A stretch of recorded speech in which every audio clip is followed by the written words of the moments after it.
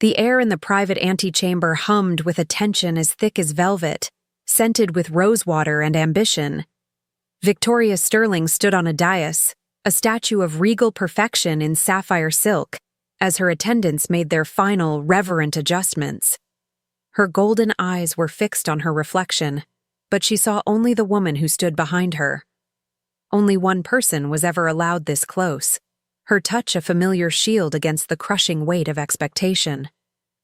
"Breathe, Vic," Evelyn Thorne murmured, her thumbs working the tense knots in Victoria's shoulders. Where Victoria was a storm of alpha power, Evelyn was the quiet, steadying earth. Her gentle omega scent, a blend of chamomile and old parchment, was a calming balm against the sharp, electric crackle of Victoria's aura. In the mirror, Victoria's fierce composure wavered. "They say his wolf bows to no one, Ev, that he has shattered ancient bloodlines with a single command. And you are the only one who can meet his command with your own," Evelyn countered, her voice a soft, unwavering anchor. "You were forged for this. We made sure of it." It was their shared creed, a truth forged over years of relentless preparation. Victoria was the Stonecrest Pack's masterpiece, groomed since birth to be a queen. Every lesson in statecraft, every brutal session in the training yard, every carefully cultivated alliance, it all led to this throne room. But Evelyn had been the architect of her friend's confidence, the keeper of her doubts, the quiet strategist who turned Victoria's ambition into an unstoppable force. Victoria's hand reached back, her fingers finding Evelyn's in a grip of surprising force. "When I am Luna," she vowed, her voice low and fierce, "you will not stand in the shadows. You will stand at my side as my sister and counsel. Always." A powerful, protective warmth flooded Evelyn's chest. This was the promise that fueled her loyalty, the shared dream of two women about to claim their destiny. The crown would be Victoria's, but the reign would be theirs. A sharp rap on the antechamber door was the only warning they received. "Lady Victoria," Beta Julian's voice announced, formal and final. "The king is seated. The presentation has begun." The last flicker of vulnerability in Victoria's eyes vanished, replaced by a gaze of polished steel. She descended the dais, her gown whispering against the stone floor like the turning of a page in a history book. She was no longer Victoria. She was the future. Evelyn watched her go, her heart a drumbeat of pride and anticipation. She took her place 3 steps behind, a loyal shadow to her friend's radiant light as they walked the long corridor toward the throne room. Their entire world was about to change.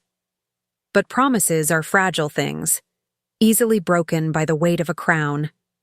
And neither of them knew that the ancient, untamable will of a king's wolf answers to no plan, no bargain, and no vow. The great oak doors of the throne room swung open on silent, well-oiled hinges, revealing a scene of breathtaking opulence and suffocating tension. Hundreds of courtiers, dressed in the finest silks and velvets, lined the grand hall, their faces a mixture of awe and apprehension. Sunlight streamed through the high, arched windows, catching on the polished marble floors and the intricate gold leaf of the ceiling. But it could not dispel the chill that emanated from the dais. There, upon the ancient Stonecrest throne, sat Alpha King Alaric Stone. He was not a king who displayed his power through lavish robes or a heavy crown. Dressed in simple, dark leathers that bespoke a life of travel and command, his authority was a palpable force that pressed down on the room. His presence consumed the very air, silencing whispers and stilling restless movements. Every alpha in the room, leaders in their own right, felt their wolves instinctively bow before the apex predator in their midst. His stillness was absolute, the coiled stillness of a panther watching its prey, and his eyes, the color of a winter storm, missed nothing. At the head of the procession, Victoria's father, Alpha Marcus, beamed with proprietary pride. He led his daughter forward, the pack's most prized treasure, their offering to the formidable king from the north. Victoria moved with a fluid grace that was both practiced and innate. Her head was held high, her expression a perfect blend of noble deference and unwavering confidence. To the assembled court, she was the inevitable choice, beautiful, powerful, intelligent, and bred for this very purpose. Evelyn, her heart thrumming with a pride so fierce it felt like her own, remained near the entrance as was her station. From her vantage point, she watched Victoria glide across the marble, a vision in sapphire and gold. This was the culmination of their shared life, the final, triumphant scene of a story they had written together. Victoria was not just a candidate, she was a promise of a powerful future for their pack. Victoria reached the foot of the dais and sank into a curtsy so deep and elegant it drew a collective, appreciative breath from the onlookers. She held the position, her head bowed, a perfect portrait of submission to a higher authority. Alpha Marcus stepped forward, his voice resonating with pride through the cavernous hall. "Your Majesty, I present my daughter and heir, Lady Victoria of House Stirling, the jewel of the Stonecrest pack, offered in alliance and fealty to you." The silence that followed was absolute. Every eye in the hall turned from the kneeling woman to the king on the throne. The entire political future of the Western Territories rested on his next word, his slightest gesture. This was Victoria's moment, the precipice of her destiny. And as Evelyn watched, her breath caught in her throat. She felt a sudden, inexplicable shiver of dread, as if the flawless tapestry of their future was about to unravel with a single, devastating pull. The king did not speak. The silence in the throne room stretched from a respectful pause into an uncomfortable stillness, then tightened into something sharp and unnerving. Victoria remained in her perfect curtsy, the muscles in her back and thighs beginning to burn, but the king offered no word to release her.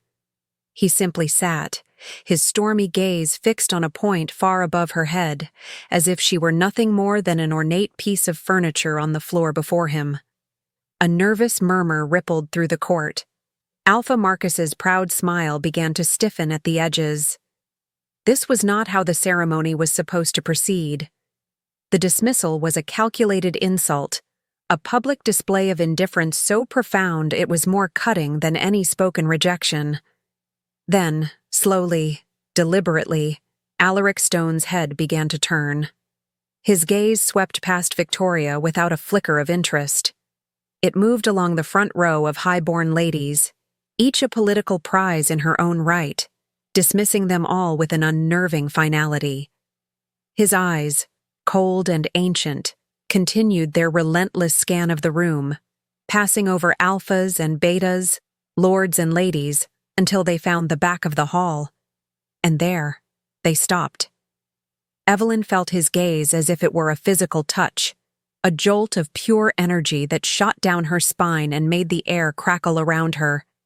The ambient noise of the throne room faded into a dull roar, the glittering figures of the court blurring into insignificance. There was only the king on his throne and the impossibly vast, powerful weight of his attention. It wasn't an inspection, it was a recognition. Her wolf, a creature she had always known as a quiet, gentle thing, rose up within her, not in fear, but in answer to a primal, undeniable call. Confusion spread through the crowd as they followed the king's line of sight.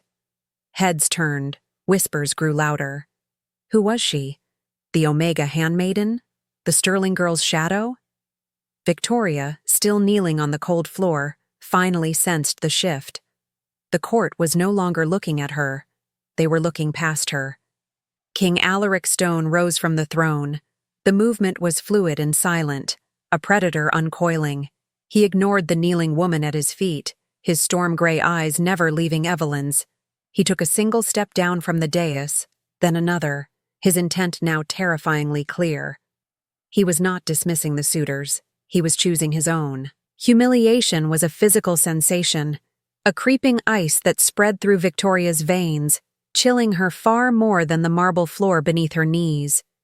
She could feel it before she understood it, the subtle shift in the room's energy, the hundreds of pairs of eyes lifting from her bowed head to look somewhere else, somewhere behind her, Slowly, fighting the stiffness in her limbs, she lifted her head.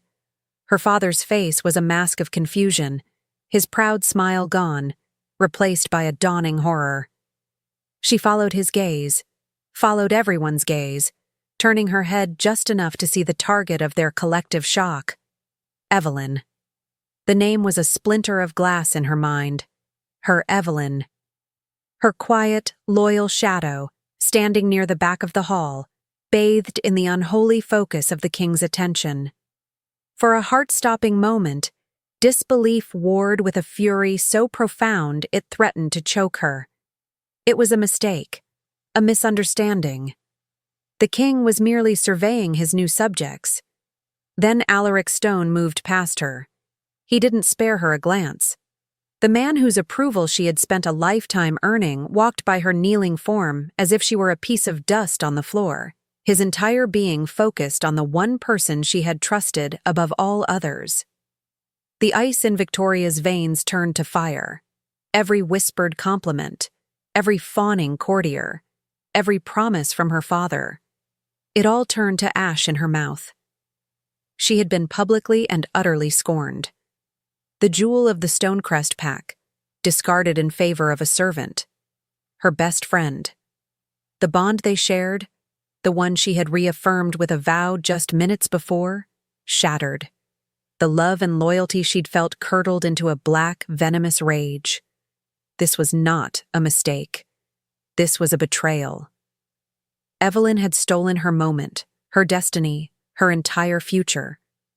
The quiet Omega had played the long game, hiding in the shadows, waiting to usurp her. Her knuckles were white where she gripped the silk of her gown. The sound of her own blood roaring in her ears drowned out the frantic whispers of the court. Ignoring her father's sharp, warning hiss of her name, Victoria rose to her feet. The movement was not graceful or elegant. It was sharp, jerky, the action of a puppet whose strings had just been violently severed. She turned her back on the throne, on the king, on her family. There was only one person in the room now, one traitor. She took a single, deliberate step, her sapphire gown a whisper of death on the marble floor. The crowd parted for Victoria as if she were a ghost, their shocked faces a blur in her peripheral vision. She moved through the stunned silence, a predator with a single target in her sights. At the back of the hall, Evelyn stood frozen, her expression a mixture of terror and utter confusion, her eyes still locked on the approaching king. But it was Victoria who reached her first. "Vic?" Evelyn's voice was a fragile whisper, a desperate appeal to the 15 years of friendship that bound them. She reached out a hand, a gesture of peace, of confusion, of a love that was, in that moment, utterly obsolete. Victoria looked at the outstretched hand and then into the eyes of the woman she had once called sister. She saw no cunning, no malice, no triumph, only a bewildered innocence that somehow infuriated her even more. To be undone by a fool was a greater insult than being undone by a rival. How could you? The words were barely audible, a guttural sound torn from the depths of her soul. And then she struck. The sound of the slap was a violent crack that shattered the throne room's fragile silence.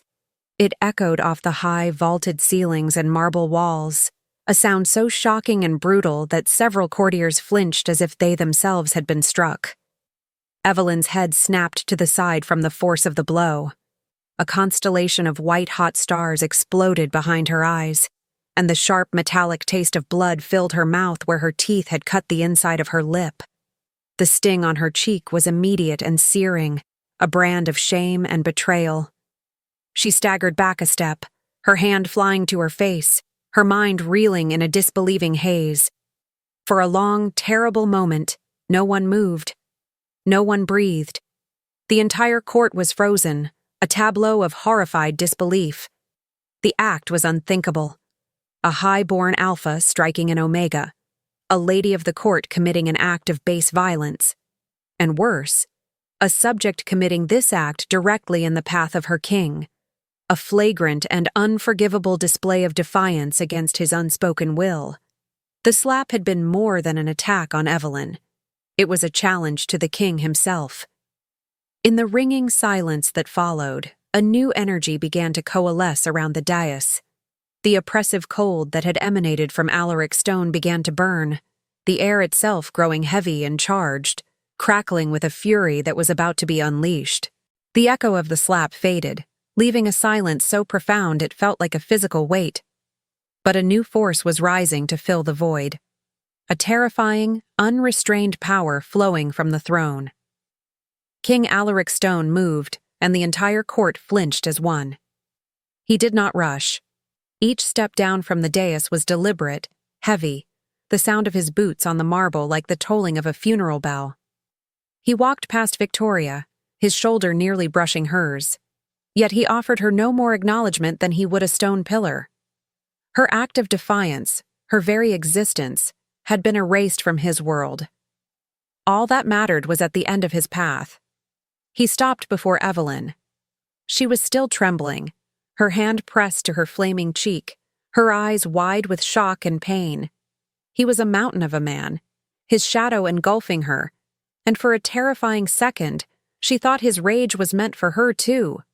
"You dare," he said, his voice a low growl that vibrated through the floor. It was not a question. It was a judgment, directed at the woman standing frozen behind him. Then, with a tenderness that was utterly at odds with the fury pouring from him, he gently took Evelyn's wrist, pulling her hand away from her face. His storm-gray eyes softened as they traced the angry red mark, and a low snarl rumbled in his chest. His wolf was at the surface, raw and possessive. "Mine," he declared to the silent, terrified court. The word was not a claim. It was a law of nature. He lowered his head to the curve of her neck. Evelyn's breath hitched, a primal fear mixing with an inexplicable sense of coming home. She felt the sharp prick of his canines against her skin, and then a searing pain, white-hot and absolute, shot through her entire being. It was a fire that burned away everything she had been, the quiet Omega, the loyal shadow, the forgotten girl. The pain receded as quickly as it came, replaced by a dizzying, intoxicating flood of pure power. It poured into her from him, a torrent of ancient strength that settled deep in her bones, rewriting her very soul. The scent of lavender and chamomile that had always defined her was consumed, reborn as something richer, more complex, like a storm rolling over a field of wildflowers. Her spine straightened, the tremor in her limbs vanished, and when she opened her eyes, they glowed with a faint, silvery light. Across the room, a strangled scream tore from Victoria's throat. It was too late. The choice had been made. The bond had been sealed. Evelyn awoke to the unfamiliar sensation of 1,000 thread-count sheets against her skin. She was in a vast, opulent bedchamber, larger than the entire cottage she'd grown up in. Gilded furniture gleamed in the morning light, and through a set of arched balcony doors, she could see the sprawling capital city below. It was a room fit for a queen, but it felt like the most beautiful prison she had ever seen. Every nerve in her body felt hypersensitive, alive. She could hear the hushed conversations of servants 2 floors below, smell the scent of baking bread from the castle kitchens, and feel the faint thrum of the city's life through the stone walls. Power, potent and unfamiliar, flowed through her veins like a river of liquid lightning. Her hand went to her neck. The skin was tender, and beneath it she could feel the permanent thrum of the mating mark, a constant, undeniable connection to the king. Through it, she could sense his presence somewhere else in the castle, a steady, formidable hum of authority and an unwavering, possessive focus directed entirely at her. The thought was both a comfort and a terror. But beneath the wonder and the fear was a deeper, sharper pain. The memory of Victoria's face, twisted in rage and hate, was burned into her mind. The phantom sting of the slap was still there, a cold echo on her cheek. The bond they had shared, a thing she had believed to be the most solid foundation in her life, had been reduced to rubble. A sob, raw and heartbroken, caught in her throat. She was a Luna, a queen-to-be, but in that moment, she was just a girl who had lost her best friend in the most brutal way imaginable. The heavy doors to her chamber opened without a knock. King Alaric Stone stood there, dressed in fresh leathers, his presence filling the doorway. His stormy eyes took in the sight of her, huddled in the center of the enormous bed, and for the first time since the ceremony, they were alone. The air grew thick with unspoken questions, with the weight of a bond forged in violence and fury. He was her mate, her king, the source of the incredible power now coursing through her. But he was also a stranger, and his gaze was that of a man who had just taken possession of something he had no intention of ever letting go. The opulence of the royal castle was a suffocating lie. Evelyn learned this the first time she walked its grand corridors alone. She was dressed in gowns of fine silk. Her hair was styled by servants who bowed so low their heads nearly touched the floor, but their reverence was a mask for the court's true feelings. As she passed, the lively conversations of courtiers would die in an instant, replaced by a hostile, ringing silence. Then came the whispers, sharp and venomous, just loud enough for her newly enhanced hearing to catch every syllable. The Omega Queen, a usurper, plain and simple, Sterling's shadow. He shamed a noble house for that. The words were like 1,000 tiny cuts. She was a political crisis in a pretty dress. Lord Sterling, Victoria's father, had not been idle. His faction, powerful and wealthy, was subtly poisoning the wells of opinion throughout the court. They didn't dare challenge the king directly, but they could make his chosen mate's life unbearable. They could isolate her, undermine her, and ensure that every lord and lady of the court saw her not as a Luna, but as a low-born mistake. Alaric was not blind to it. During a tense council meeting, Lord Sterling had the audacity to question the haste of the king's decision, citing the fragility of our pax alliances. Alaric's response had been lethally cold. "My choice of mate is not a matter for political debate, Marcus," the king had stated, his voice dropping to a dangerous calm. "It is a matter of destiny. I suggest you remember that." The threat was clear, but it did little to quell the dissent. Evelyn felt like a ghost, haunting the halls of her own life. She had never asked for this power, this position, this crown. She had only ever wanted her friend to succeed. Now she was the reason for that friend's downfall and the target of a court that wished she would simply disappear. The weight of their hatred was a heavy cloak, and she feared that soon it would be heavy enough to drown her. That evening, Beta Julian arrived at her chambers, his face grim and formal. "My Lady Luna," he said, avoiding her eyes, "the Royal Council has convened. By the rights of ancient law, they have made a formal petition to the king, one that he cannot refuse." Evelyn stood beside Alaric in the Hall of Ancestors, a long, imposing chamber lined with the stoic portraits of former Stonecrest rulers. Before them stood the Royal Council, a grim-faced assembly of the most powerful alphas in the territory, led by a still furious Alpha Marcus. "Your Majesty," Marcus began, his voice steeped in a false deference that made Evelyn's skin crawl. "We do not question the will of your wolf. The bond is sacred. However, the role of Luna is more than that of a mate. She is a ruler, a diplomat, a judge. It is our sacred duty to ensure that the one who holds that title is prepared." Alaric's jaw was a hard line of granite. "Get to the point, Marcus." "By the old laws," Marcus continued, a faint, triumphant gleam in his eye. "The council has the right to invoke the gauntlet of tradition when a Luna is chosen from outside the established nobility. We petition for the Luna trials to commence." A cold silence fell over the hall. The Luna trials. They were an archaic tradition, a series of brutal political and intellectual tests designed centuries ago to ensure a queen was fit to rule. They had not been invoked in over 200 years. It was a perfectly legal, perfectly traditional way to orchestrate a public execution of her legitimacy. They were cornering the king, using his own laws against him. You would subject your Luna to a political ambush, cloaked in the name of tradition.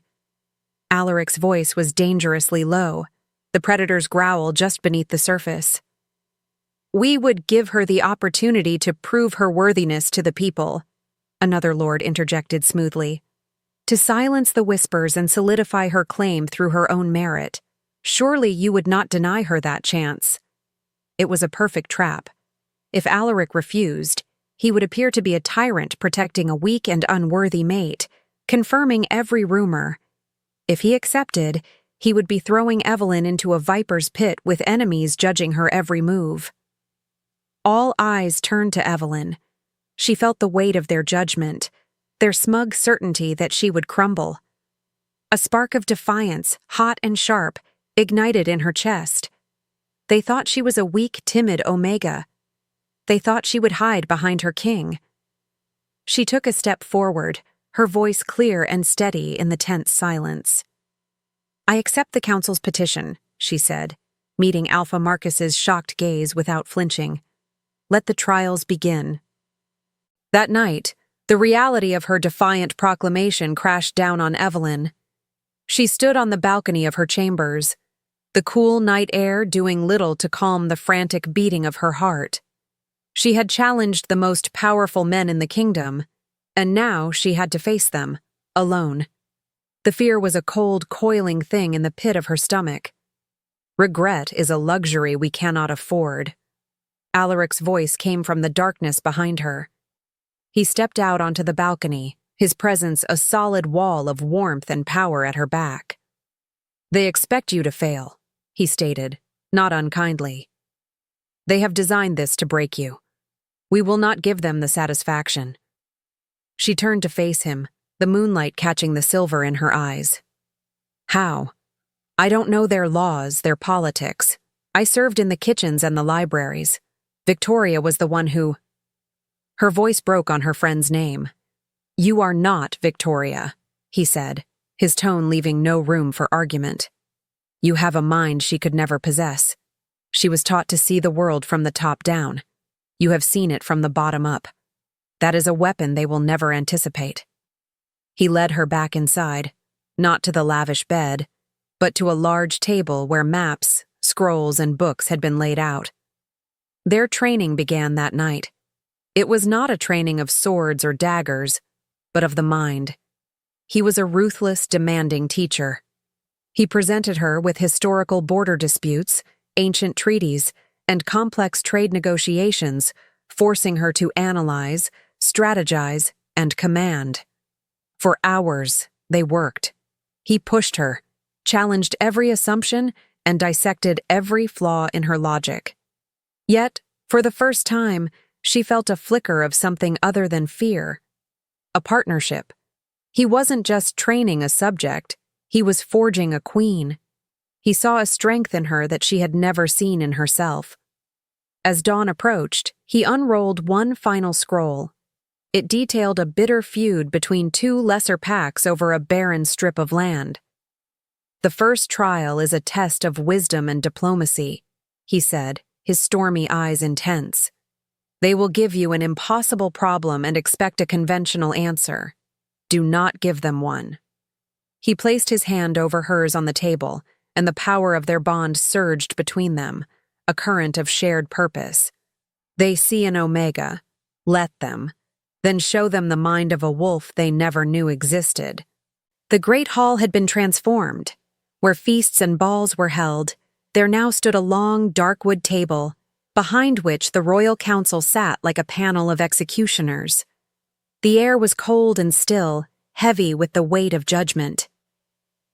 Evelyn stood in the center of the vast marble floor, feeling impossibly small, a lone target for a dozen pairs of hostile eyes. Alaric was there, a silent, powerful anchor seated to the side, but his presence was a comfort, not a shield. The laws of the trial were absolute. He could not intervene. This was her mountain to climb or be buried under. Alpha Marcus rose, his voice deliberately devoid of warmth, echoing in the cavernous space. The first trial is a matter of law and tradition. It concerns the Blackwater Fen, a territory disputed by the Ironwood and Coastal Ridge packs. Ironwood claims the right of ancestry, a claim stretching back 5 centuries. Coastal Ridge claims the right of stewardship, having invested their resources to secure the borders and prevent flooding for the last 50 years. Both claims have merit. The land itself is worthless, yet their feud has escalated to the brink of bloodshed. As Luna, you will deliver a binding judgment. You may begin. The trap was as elegant as it was deadly, a choice between the sacred past and the practical present, a verdict that would inevitably create a powerful new enemy. Evelyn took a slow breath, Alaric's late-night lessons echoing in her mind. They will give you an impossible problem. Find the peace they have hidden. She walked forward, her steps measured, her gaze not on the council, but on the 2 feuding alphas who stood as witnesses. "My lords," she began, her voice clearer and stronger than she felt. "Before I speak on matters of law, I would speak on matters of life. Tell me of this land, not of your claims, but of the land itself. Why would 2 such prosperous packs risk war over a swamp that you yourself, Alpha Marcus, have just called worthless?" A council lord scoffed audibly. "It is a matter of honor, of principle." "Honor does not fill bellies or mend the sick," Evelyn replied, her gaze unwavering. "Alpha Alana, Alpha Ronan," she addressed the feuding leaders directly. "What has changed in the Blackwater Fen? What is its secret?" The 2 alphas exchanged a guarded, hostile look. It was Alpha Ronan of the Coastal Ridge Pack who finally broke the silence, his voice grudging. "The land is not worthless. Not anymore. Our healers have discovered a rare herb growing in the heart of the bog. A silver thistle. It is the only cure we have found for the lung fever that has taken 6 of our elders this season." A stunned silence descended upon the hall. The feud was not about pride. It was about survival. The solution became brilliantly, beautifully clear. "Then there is no dispute," Evelyn declared, her voice now ringing with an authority that was entirely her own. "The law must serve life, not the other way around. The Ironwood Pack's ancestral claim is sacred and will be honored. The Fen will remain under their name. The Coastal Ridge Pack's investment is practical and will be rewarded. Their stewardship gives them rights to its bounty. The land will be co-managed. The silver thistle harvest will be overseen by a neutral arbiter from this court, and its yield will be shared equally between both packs, in perpetuity." She turned her gaze back to the council, her voice rising to fill the hall. "Because the health of our people is not a prize to be won. It is a treasure to be shared." Her judgment was flawless, a masterful blend of compassion and political acumen that left no room for argument. A wave of murmurs, this time of genuine approval, swept through the courtiers. But when Evelyn's eyes met those of Alpha Marcus, she saw no acceptance. She saw the cold, reptilian fury of a snake whose prey had just escaped its coils. She had survived his trap, and in doing so had earned an enemy who would not fail a second time. The sense of victory was a fragile warmth that lasted only until Evelyn returned to her chambers. Alone, with the grand doors shut behind her, the disquieting truth began to surface, chilling her to the bone. She replayed the trial in her mind, every word, every gesture. The dossiers Alaric had provided, which were copies of the council's official records, had been meticulous. They contained centuries of data, bloodlines, trade disputes, population counts, maps. Yet in all those pages, there had not been a single mention of a plague. Not one word about a silver thistle. The omission was surgically precise. It was a gaping hole in the center of the narrative, left there for her to fall into. She had only found the truth by ignoring the documents and following a desperate instinct. Had she relied on the information provided, she would have delivered a sterile, legalistic judgment, alienating one pack and appearing utterly ignorant of the true life-or-death stakes. They hadn't just wanted her to fail the trial. They wanted her to look like an incompetent, heartless fool in the process. "They tried to blind me," she whispered to Alaric later, pacing the length of his strategy room like a caged animal. The firelight danced across her face, illuminating her fury. "They handed me a loaded weapon and told me it was a tool for justice. This was Victoria. It has to be. Who else knows me well enough to predict I would set aside the law to ask about the people?" The name hung in the air between them, a ghost of a friendship that now haunted her every step. Alaric's face was a mask of granite, his silence more damning than any accusation. "Intuition is not proof, Evelyn. A direct accusation against the House of Stirling is an act of war. We need evidence. And while we wait for evidence, they plot my next failure," she retorted, the injustice of it a bitter taste in her mouth. Their argument was interrupted by a soft knock. A servant entered, bowing low, his face carefully blank. "My Lady Luna, a gift has arrived for you. A token," the messenger said, "to congratulate you on your wisdom." The servant carried a small, elegantly wrapped velvet box. Alaric's eyes narrowed, his hand instinctively moving to the dagger at his belt. He took the box from the servant and dismissed him before handing it to Evelyn. Her fingers trembled as she untied the silk ribbon. The lid lifted to reveal a bed of pristine white satin. Resting in the center was a single, freshly cut silver thistle. It lay there, beautiful and deadly, its petals shimmering like captured moonlight. There was no note, no sender. None was needed. It was a chillingly intimate message. "I see you. I know what you did. And I was close enough to pluck this from the bog myself." It was a warning from the shadows, a promise that while Evelyn had won the first round, her enemy was always watching and always one step ahead. The second trial was designed not to test Evelyn's wisdom, but to break her spirit.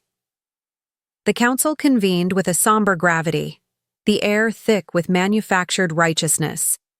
The case they presented was a masterpiece of political cruelty. Lord Valerius, a man whose loyalty to Alaric was as solid as the stone of his castle, stood as the accused. By ancient and unimpeachable law, he was evicting 24 tenant families from a tract of land they had farmed for over 200 years. Their claim was not legal, but moral. His was absolute. Evelyn saw the viciousness of the trap instantly. Lord Valerius was a cornerstone of Alaric's power base. To rule against him would be to publicly defy her mate's authority and alienate a crucial ally, painting herself as a naive fool who didn't understand politics. To rule in his favor would be to condemn innocent families, validating every whisper that she was a cruel, low-born usurper with no empathy for the common wolf. They had given her a choice between her heart and her head, knowing either decision would be a catastrophic failure. Her interviews were fruitless. Lord Valerius was respectful, but unyielding. "The land is required for a new stone quarry, my lady," he explained, his face a stoic mask. "It is a necessary expansion that will bring immense wealth and strength to my domain, and thus to the king." The families in turn offered her nothing but their desperation and the heartbreaking stories of the ancestors buried in the soil they were about to lose. Rejecting the false choice she'd been given, Evelyn spent an entire day on the disputed land. She didn't look at deeds or maps. She looked at the land itself. She felt the soil, tasted the wild berries, and followed the path of a small, insignificant creek that trickled down from the rocky hills where the quarry was planned. It was this creek, overlooked by all the strategists and politicians, that gave her the weapon she needed. She reconvened the court the following afternoon, her demeanor calm and resolute. "Lord Valerius," she began, her voice resonating with a quiet power that commanded attention. "Your legal right is absolute, and this court will not challenge it. However, it is my duty to advise on all consequences of such actions. My investigation has revealed that the sediment and chemical runoff from a stone quarry would flow directly into the creek that feeds the Valerius River. Within 5 years, that river, the sole source of water for your castle and your primary farmlands, would become irrevocably poisoned. In your pursuit of prosperity, you would be sentencing your own domain to a slow and certain death. A shocked silence filled the hall. Lord Valerius's stoic composure finally shattered, his face paling as he processed her words. The council members shifted uncomfortably in their seats. She had refused to play their game of morality versus law, and instead had found a truth of pure, undeniable logic. "I will not rule against you," she declared, her gaze sweeping over them all. "I will offer a better solution. The northern forests of your domain are rich with ironwood. I will grant your house an exclusive royal charter for a sustainable lumber operation, tax-exempt for a decade. It will bring you far greater wealth than any quarry, and it will require the loyal labor of the very families you sought to displace." She had not taken a side. She had forged a new path forward for everyone. It was a stunning victory. But as she turned to leave, her victory tasted like ash. For a fleeting second, she saw her, lurking in the shadows of a distant colonnade. Brielle, Victoria's most devoted lady-in-waiting. Their eyes locked. She saw a flicker of cold, calculated fury in Brielle's expression before she spun and vanished into the crowd. The conspiracy was no longer a suspicion. It now had a face, and it was watching her every move. It was Brielle. "She was there, watching me," Evelyn said, the words a strained whisper in the heavy silence of Alaric's private study. The adrenaline from the trial had faded, leaving behind a cold certainty. "This is Victoria's hand at work. She's using her friends, her loyalists. She is trying to destroy me from the shadows." This time, Alaric did not speak of needing more than intuition. The sighting of Brielle was a tangible link, a thread that could unravel the entire conspiracy. His expression was grim, his eyes holding a fury as cold and deep as a winter sea. "To move against a lady-in-waiting of a high house is a political declaration of war," he rumbled, his voice low. "They will deny everything, claim persecution and rally their allies against us. We need proof so undeniable that not even Lord Stirling can refute it." He rose and led her not to the library, but to a plain, unremarkable stone wall. He pressed a sequence of bricks, and a section of the wall slid away with a soft grinding sound, revealing a dark, narrow passage. This was the hidden heart of the castle, the nerve center of his power.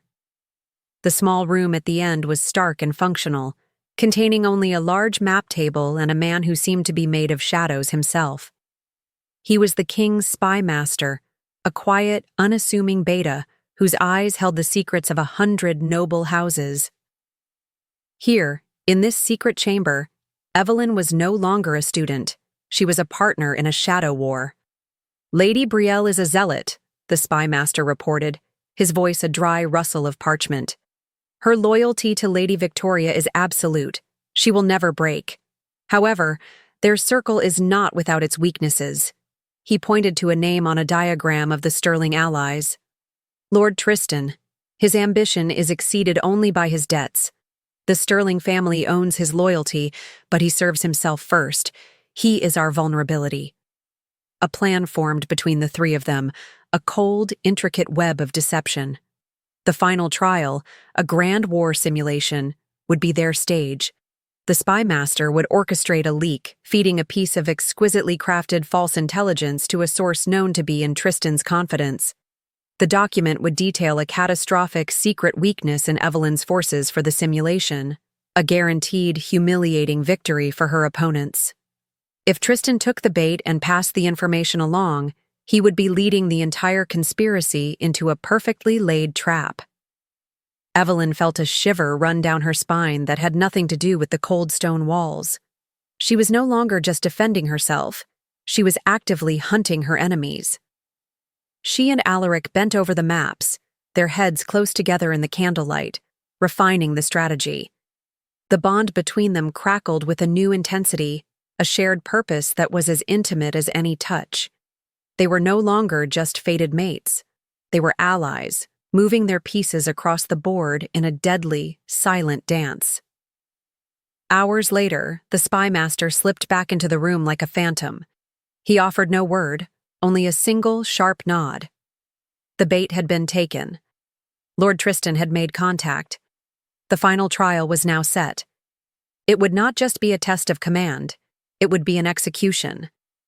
The day of the final trial dawned bright and clear, a cruel mockery of the storm that was about to break.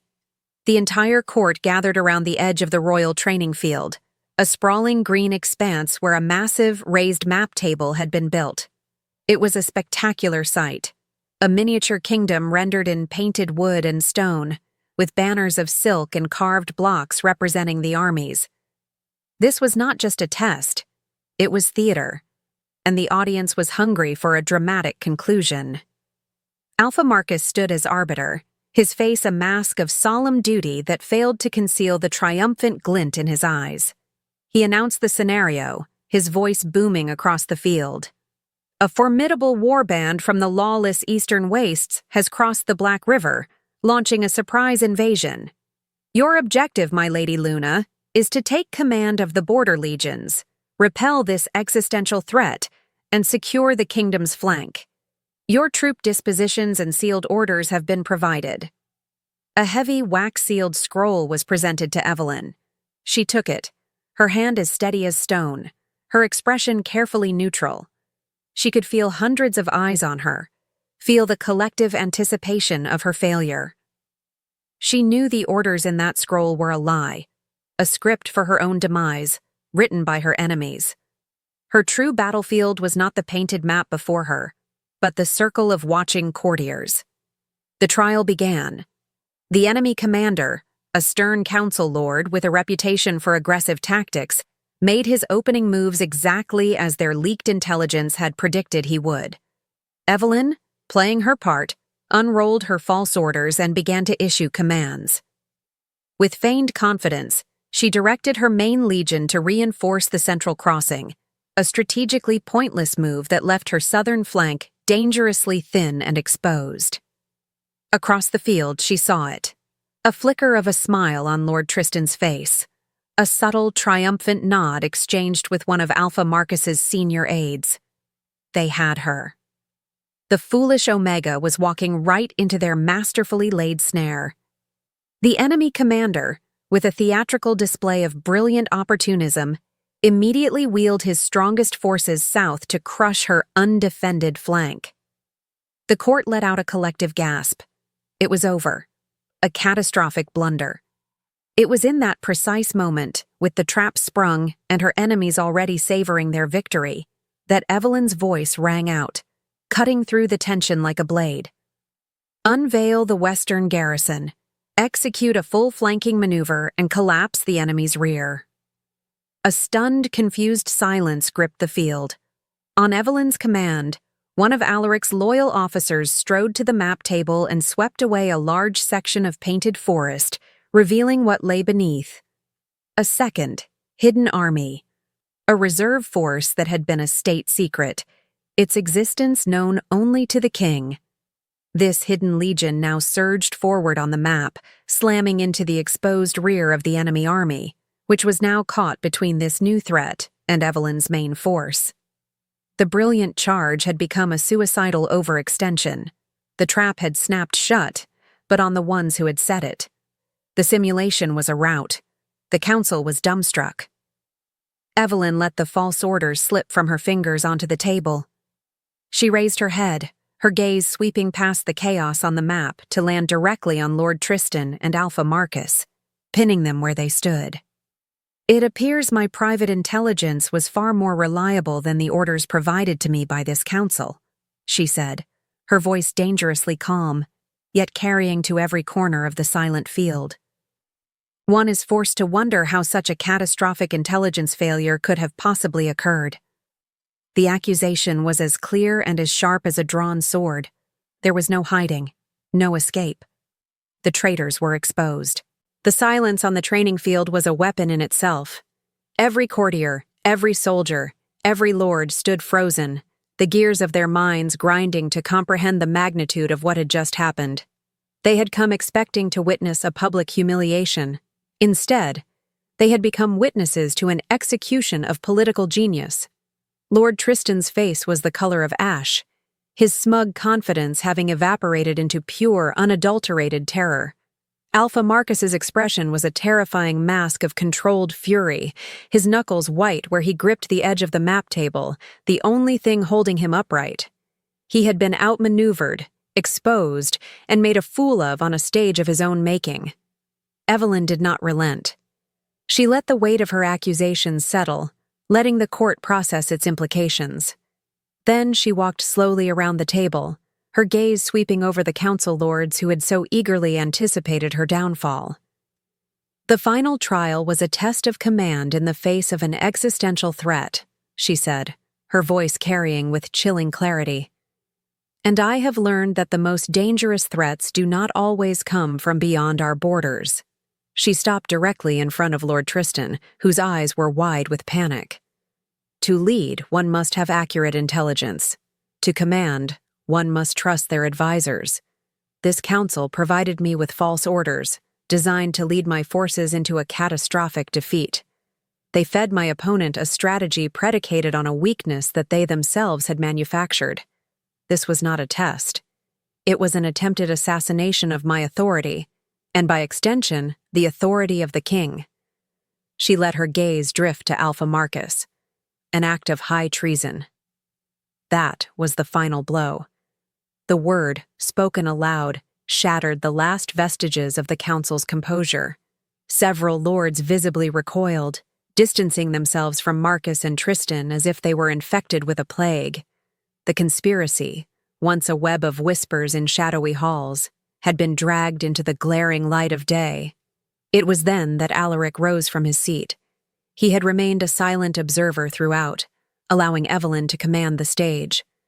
But now, the time for games was over. He descended the viewing platform, his steps slow and deliberate, each one a hammer blow of judgment. He did not look at Evelyn, but a wave of fierce, possessive pride rolled off him, a silent acknowledgement of her victory that she felt through their bond. He came to a stop before the blanched and trembling conspirators. "Royal Guard!" he commanded, his voice a low, lethal rumble that needed no volume to demand obedience. "Arrest Lord Tristan and his co-conspirators. Take Alpha Marcus into custody. Confine them to the black cells. The trial was a test of command. The interrogation will be a test of loyalty. I suspect we will find they have very little of it left." As armored guards surged forward, the court erupted into a flurry of panicked motion. Lord Tristan crumpled, offering no resistance, his ambition finally crushed under the weight of his fear. Alpha Marcus, however, drew himself up, his face a thunderous mask of outrage. But before he could speak a single word of protest, the steel-clad soldiers had surrounded him. The gambit was over. The queen had taken all the pieces. The black cells were a place of legend, a section of the castle's dungeons so deep that not even sunlight dared to intrude. The air was cold and damp, smelling of wet stone and old despair. It was a place where pride and defiance were stripped away, leaving only the raw, desperate instinct for survival.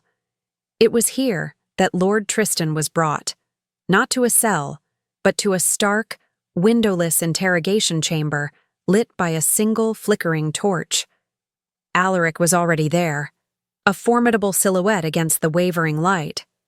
Beside him stood the spymaster, his presence as unobtrusive and as deadly as a drop of poison.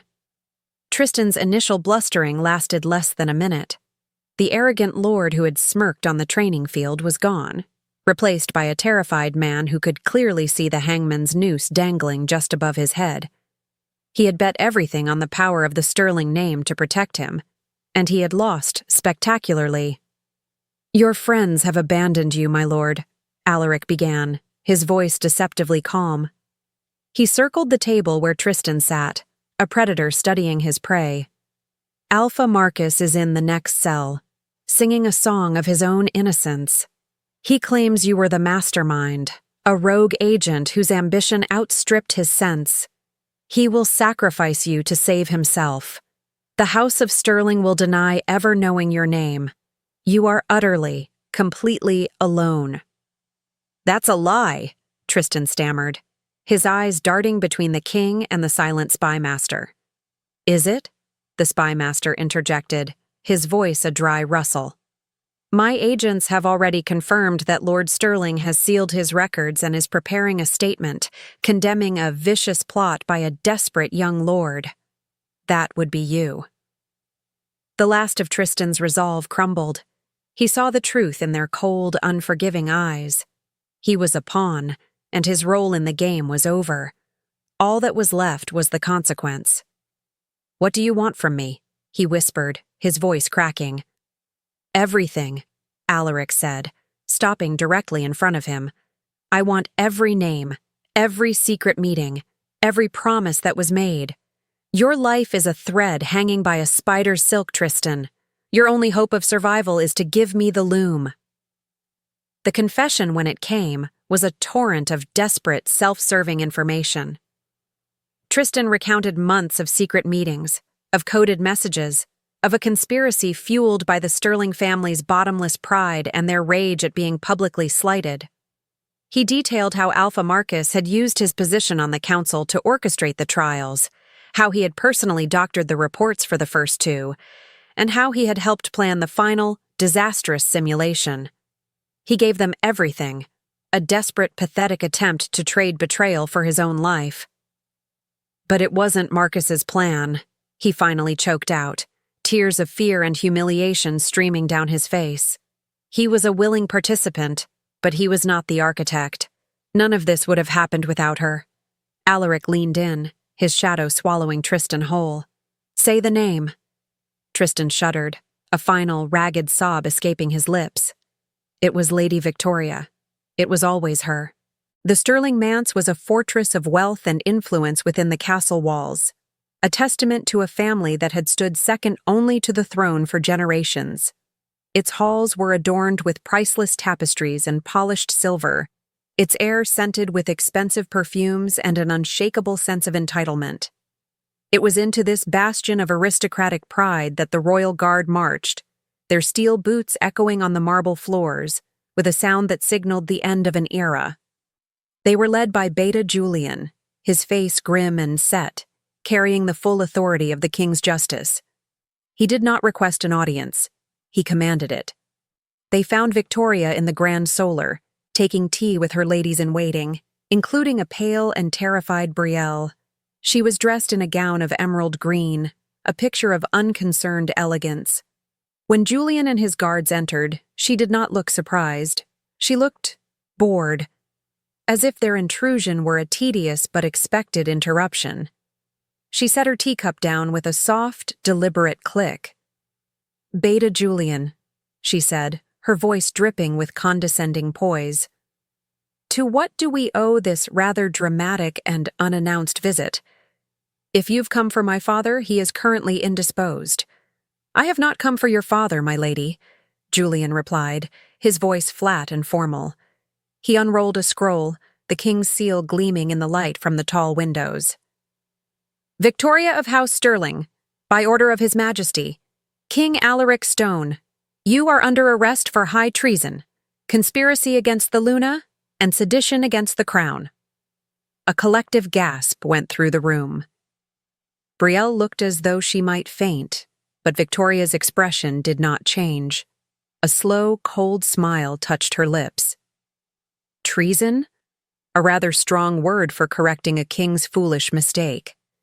You may tell your Luna that I do not regret a thing."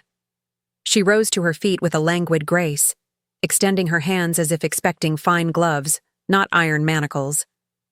The guards hesitated for a fraction of a second, intimidated by her sheer audacity, before Julian gave a sharp nod and they snapped the cold steel around her wrists. Her arrest was a slow, deliberate procession. Julian marched her from the manse, through the castle's main corridors, ensuring the entire court could bear witness. Doors opened, faces peered out, and a wave of shocked whispers followed in her wake. The same courtiers who had once bowed and scraped before her now stared with a mixture of fear and morbid fascination. She was a fallen star, and her descent was a public spectacle. Victoria did not flinch. She kept her head held high, her golden eyes sweeping over the onlookers with contempt. Her pride was her final, unbreakable piece of armor. But when they reached the dungeons and the heavy, iron-barred door of the black cells was pulled open, her composure finally cracked. For a single, fleeting moment, as the foul, cold air washed over her, a flicker of pure terror crossed her face. Then it was gone, replaced by the familiar mask of defiance as the guards thrust her inside. The heavy door boomed shut, the sound echoing through the stone passages, a final, definitive end to the reign of House Stirling. The day of the trial dawned gray and cold, the sky a bruised, weeping canvas that mirrored the turmoil in Evelyn's heart. She stood before a tall mirror in her chambers, but she didn't see the powerful Luna in her fine, dark robes of judgment. She saw the 7-year-old girl hiding in the Stirling Gardens, sharing stolen honey cakes with a laughing, golden-haired Victoria. She saw the 15-year-old who had held Vic's hand as she wept over a failed combat lesson. She saw the loyal friend who had stood in the antechamber, promising her unwavering support on the day their world had shattered. The memories were ghosts, rising up to mock the duty that now lay before her. Alaric had given her the choice. "This is a matter of the heart as much as the law," he had told her. "They must see their Luna as a judge, but I will not force you to be her executioner. I will preside, if you ask it." But she had refused. To recuse herself would be an act of weakness, a concession that her personal feelings outweighed her public duty. The court, and more importantly, she herself, needed to know that the Omega she had been was truly gone, replaced by a queen. When she entered the Great Hall, a hush fell over the assembly. The room had been prepared for a trial of high treason. The royal council sat as a jury, and at the head of the hall, 2 thrones had been placed upon the dais, one for Alaric and one for her. As she took her seat, she felt the weight of it, not as a comfort, but as an inescapable burden. Then, the doors at the far end of the hall opened, and Victoria was brought in, flanked by 2 guards. She was no longer in her fine gowns, but in a simple gray prisoner's tunic. Her hair was unadorned, her face pale, yet she walked with her head held high, her pride a defiant, invisible crown. Their eyes met across the vast, silent expanse. In that one silent look, Evelyn saw a maelstrom of emotions swirl in Victoria's golden eyes. Fury, betrayal, and beneath it all, a flicker of something that looked devastatingly like heartbreak. The ghosts of their shared past filled the space between them, a silent, screaming crowd. Evelyn's own heart felt as though it were being torn in two. This was not a traitor standing before her. This was Vic, her sister in all but blood, the girl she had loved and protected her entire life. Beta Julian, acting as prosecutor for the crown, rose to his feet. The trial of Victoria Stirling for the crime of high treason now begins. My Lady Luna, will you read the charges? The entire court turned to her. She gripped the arms of her throne, her knuckles white. She had to speak. She had to begin the process that would almost certainly lead to her best friend's exile or death. She opened her mouth, the first words of the formal charge feeling like poison on her tongue. Lady Victoria of House Stirling, Evelyn began, her voice steady despite the war raging inside her. You stand accused of high treason, of conspiracy to subvert the authority of the crown, and of orchestrating the sabotage of the Luna trials. How do you plead? All eyes were on Victoria. A hush fell over the great hall, so complete that the flutter of a banner high in the rafters was a startlingly loud sound. She stood straight and tall between her guards, the simple prisoner's tunic doing nothing to diminish the aristocratic pride that radiated from her. She did not look at the jury of council lords, nor at the king. Her gaze was fixed solely on Evelyn, a look of searing, unadulterated contempt.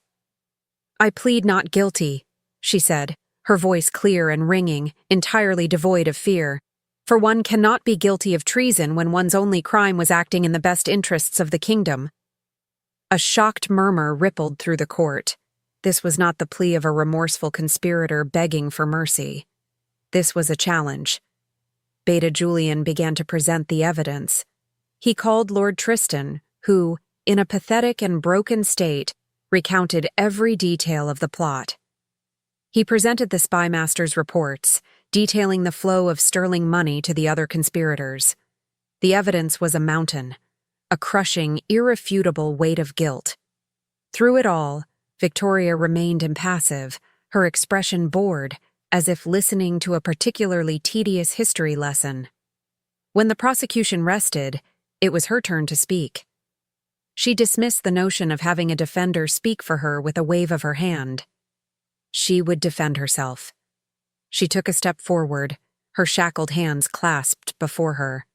"You have heard evidence of a plot," she began, her voice resonating with the passion and charisma that had once captivated the entire court. "But you have not understood the motive. I did not act out of ambition or jealousy." She shot a venomous look at Evelyn. "I acted out of duty. Our king, in a moment of incomprehensible weakness, chose as his mate an Omega with no training, no political acumen, and no strength of will. He chose a servant to be a queen. I saw the danger this posed to us all. I saw the alliances that would crumble, the enemies that would circle. I saw a kingdom on the brink of being led by a fool." Her gaze swept the room, commanding the attention of every lord and lady present. "So yes, I tested her. I created trials designed to expose her inadequacy before her weakness could bring ruin upon us all. My methods were severe, perhaps, but my purpose was pure. I did what I did not to harm the crown, but to protect it from itself. I am not a traitor. I am a patriot." It was a masterful performance, a brilliant, audacious twisting of the truth that painted her as a tragic, misunderstood hero. Evelyn felt the sting of it, the familiar pain of Victoria's ability to make her feel small and unworthy. She looked at the woman who had been her best friend and saw not a hint of remorse. There was only pride, a pride so profound, so absolute, that Victoria would rather be condemned as a martyr than ever admit she had simply been wrong. Victoria's speech hung in the air, a stunning piece of political theater. For a moment, she had almost succeeded, casting a spell of doubt over the court with her passionate, self-serving logic. Some of the younger lords, swayed by her charisma, looked uncertain. But the evidence, cold and irrefutable, could not be swayed by a pretty speech. The mountain of proof presented by Beta Julian stood against her words like a cliff against a storm wave. After a brief, tense deliberation, the royal council rendered its verdict. Alpha Marcus, now a prisoner himself, had been temporarily reinstated to his seat for the trial's conclusion, a final humiliation. It was he who was forced to read the unanimous decision. His voice was a dead, hollow thing, stripped of its former power. On the charges of high treason, conspiracy, and sedition, this council finds Lady Victoria of House Stirling guilty. The word, when it finally came, was like a physical blow. A collective sigh of released tension went through the hall. Victoria's mask of pride did not slip, but a flicker of something, shock, disbelief, passed through her eyes. She had truly believed she could talk her way out of the gallows. "The sentence," Marcus continued, his voice cracking slightly, "as dictated by the old laws for a noble found guilty of treason against the crown, is a choice: death by the headsman's axe, or permanent dishonorable exile. The condemned will be stripped of her name and titles, her lands forfeit to the crown, and she will be cast out into the lone territories, forbidden from ever again seeking the shelter of an organized pack." He looked up from the scroll, his gaze finding Evelyn's. "The final judgment, the choice of sentence, rests with the Luna, whom she has wronged." Every head in the great hall turned to face her. The weight of a life, a history, a friendship, was placed squarely on her shoulders. She could feel the court's expectation. They wanted a strong Luna, one who would deliver swift, merciless justice. They wanted blood or banishment. They wanted a definitive end to the Sterling threat. She looked at Victoria, who stood there, condemned and yet still defiant, a cornered lioness ready to meet her end with a snarl. This was it. The moment to choose between the woman she had been, the loyal friend, and the queen she needed to become.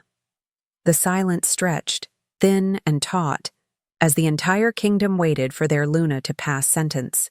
Evelyn rose from her throne, the dark silk of her robes rustling in the profound silence. Her heart was a painful, heavy drumbeat in her chest.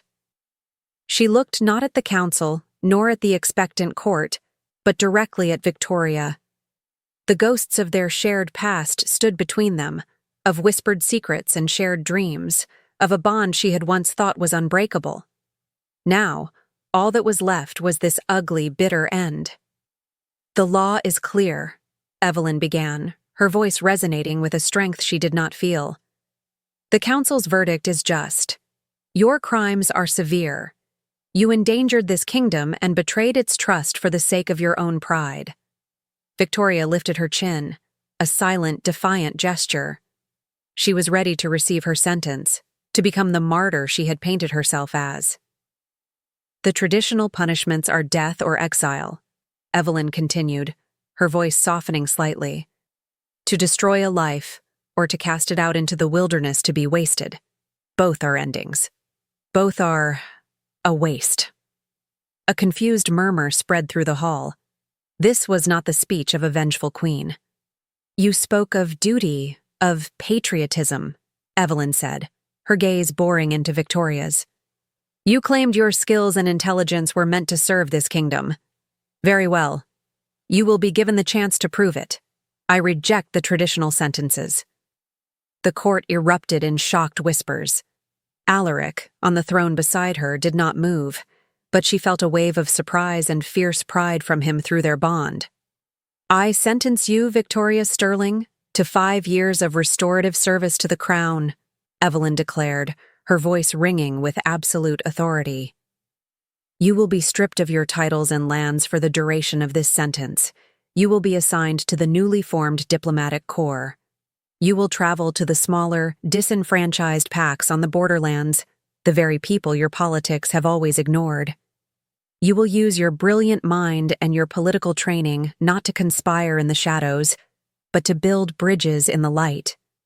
You will help me forge the alliances that you claimed I was too weak to secure. You will serve the people you once held in contempt. Your sentence is not to be broken, but to be rebuilt." Victoria stared at her, her defiant mask finally shattering. This was a fate she had never conceived. Not death, not exile, but work, service, a public, humbling atonement. Mercy was a language her pride did not speak, and the shock of it left her utterly speechless. Evelyn took her seat, her body trembling with the enormity of what she had just done.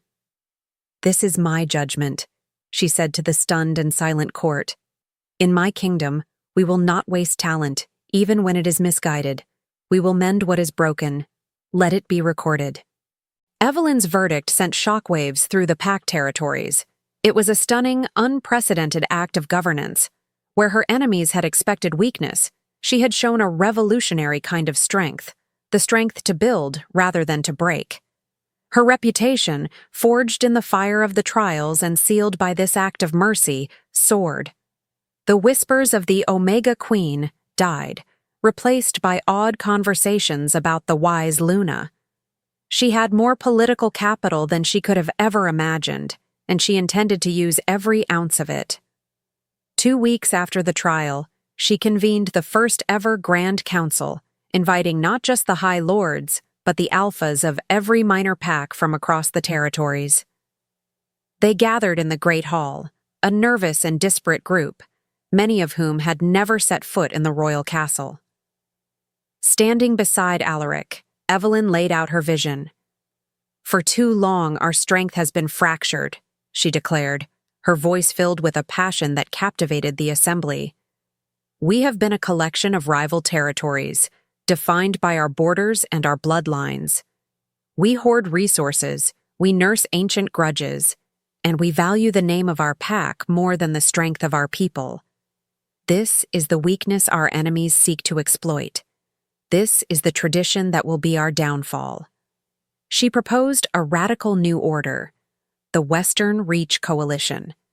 It would be a formal alliance of all packs, bound by a shared charter of mutual defense, economic cooperation, and a centralized council where every pack, regardless of size or status, would have a voice.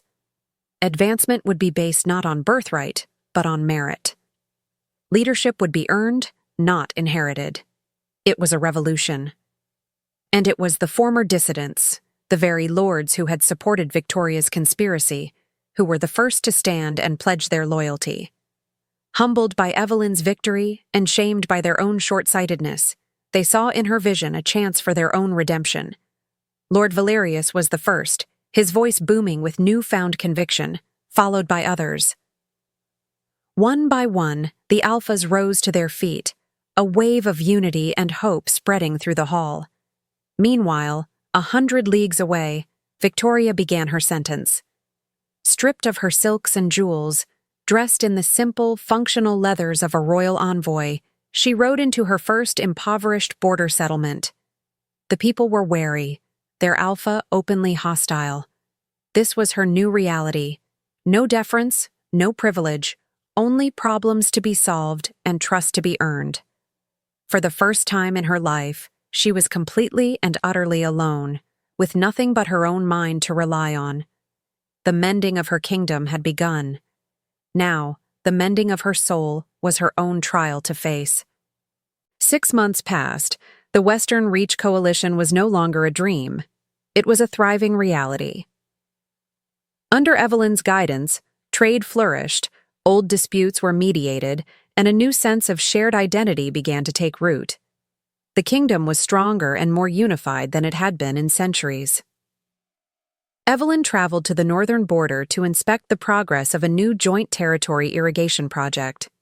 She found the local Alpha not in his great hall, but in the fields, working alongside a woman whose face was thinner, whose hands were calloused, but whose golden eyes still held a familiar fire. Victoria looked up as Evelyn approached, her expression guarded. She had succeeded here. The initial hostility had given way to a grudging respect. She had used her sharp mind to renegotiate unfair trade deals, and her formidable will to organize the very project Evelyn had come to see. She was serving her sentence not just with obedience, but with a surprising and profound competence. They walked along the newly dug canal, the silence between them heavy with the ghosts of what they had been. "You've done good work here, Victoria," Evelyn said finally, the words feeling both strange and necessary. "I am simply fulfilling the terms of my sentence," Victoria replied, her voice formal, devoid of its old arrogance. "Are you?" Evelyn stopped, turning to face her. "The sentence required you to mediate. It did not require you to live in a yurt for 3 months to understand the people's water shortages, or to personally redesign the entire irrigation grid for maximum efficiency. That was your choice." Victoria's gaze fell, a flicker of vulnerability crossing her face for the first time. "Their Alpha said I couldn't understand their problems from a castle," she admitted quietly. "He was right. I thought leadership was about command. I am learning it is about understanding." The old easy friendship was gone, a casualty of a war of pride and betrayal. It could never be fully resurrected. But as they stood there, 2 powerful women who had once been sisters, something new began to form in its place, a fragile foundation of mutual respect. "The coalition needs a permanent delegate to the Eastern Pacts," Evelyn said. "The position requires a sharp political mind and an unwavering will. It's a difficult, thankless job, but it is a vital one. When your service is complete, the position is yours to earn, if you still wish to serve." It was not an offer of forgiveness, not yet, but it was an offer of a future, a path forward. Victoria looked at her, truly looked at her, for the first time since that day in the throne room. The anger was gone, replaced by a deep, humbling clarity. "Thank you, my Luna," she said. And for the first time, the title was not an insult, but a statement of earned and accepted truth. As Evelyn turned to leave, she knew their story was not over. The deepest scars never truly fade, but they can be mended. And in the strong, unified kingdom she had built, there was finally room for both a wise, compassionate Luna and for the remarkable woman who was slowly, painstakingly, finding her way back home.